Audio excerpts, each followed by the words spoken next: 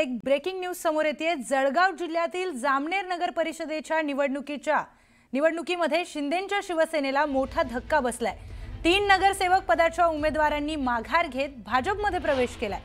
मयुरी चव्हाण, अनिल चौधरी आणि रेशंता सोनवणे यांनी माघार घेत भाजपमध्ये प्रवेश केलाय। या 3 उमेदवारांनी माघार घेतल्यामुळे त्या जागांवर भाजपचे 3ही उमेदवार हे बिनविरोध निवडून आलेत। मंत्री गिरीश महाजन यांच्या पत्नीच्या उपस्थितीमध्ये त्यांनी भाजपमध्ये प्रवेश केलाय। तर शिंदेंच्या उमेदवारांनी भाजपमध्ये प्रवेश केल्यामुळे राजकीय वर्तुळामध्ये चर्चांना उधाण आलंय।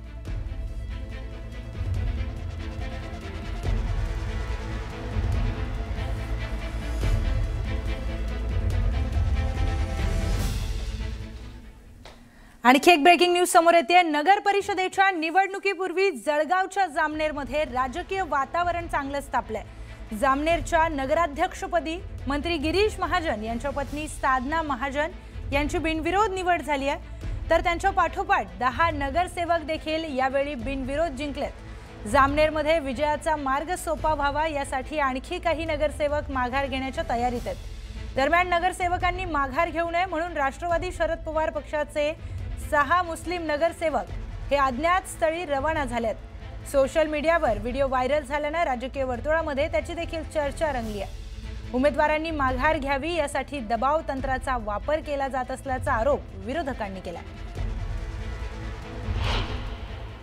मला वाटतं कुठेतरी सांगावं की यांच्यावर कोणावर अन्याय झाला, कोणावर दबाव टाकला, कोणावर दादागिरी करून माघार घ्यायला लावली, असं एखाद्या माणसाने सांगावं की हो माझ्यावर दबाव आणला गेला। मला वाटतं उगाच पॉलिटिकली कोणी काही बाका मारायच्या, उलट अनेक लोकांना उभं राहायचं नाही आहे, पण त्यांना काही लोक घेऊन पळून गेलेले आहेत। काही हरकत नाही, निवडणूक करावी। आता काय अजून 10 जागा बिनविरोध झालेल्या आहेत, 10-11 जागा अजून तुम्हाला 16-17 जागा आहेत 27-28 पैकी। त्याच्यावर तुम्ही लढा आणि मग तुम्हाला किती मतं पडतात, लोक तुम्हाला किती पसंती देतात ते आपण बघावं।